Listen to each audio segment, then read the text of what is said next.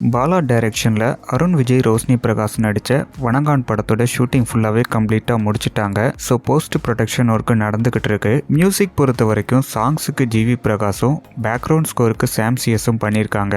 வணங்கான் படத்தோட teaser trailer இந்த ரெண்டையுமே ரிலீஸ் பண்ணிட்டாங்க. ரெண்டுக்குமே நல்ல வரவேற்பு கிடைச்சிருந்தது. ஃபர்ஸ்ட் இந்த படத்தில் சூர்யா நடிக்கிறதா இருந்தது. சில கருத்து வேறுபாடுகள் காரணமாக இந்த படத்துலேருந்து வெளியில் வந்துட்டாரு. ட்ரெய்லரில் கூட ஃபேன்ஸ் எல்லாருமே சூர்யா ஒரு நல்ல படத்தை மிஸ் பண்ணிட்டாரு அப்படின்னு தான் கமெண்ட்ஸ்லாம் பண்ணியிருப்பாங்க. அந்த அளவுக்கு இந்த படத்துக்கு நல்ல வரவேற்பு கிடைச்சிருக்கு. இப்போ அப்டேட் என்னன்னா, வணங்கான் படத்தை வர பொங்கலுக்கு, அதாவது ஜனவரி 10ஆம் தேதி ரிலீஸ் பண்ண போறதா அஃபிஷியலாக அப்டேட் பண்ணிட்டாங்க.